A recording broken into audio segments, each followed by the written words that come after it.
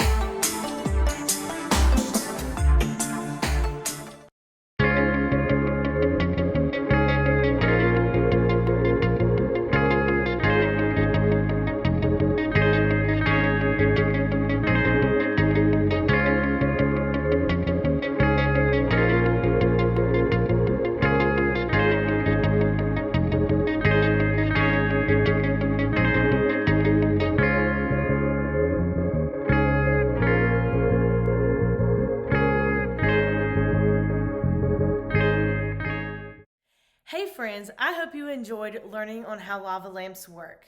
Now you go and you try your own DIY lava lamp. Bye! See you next time!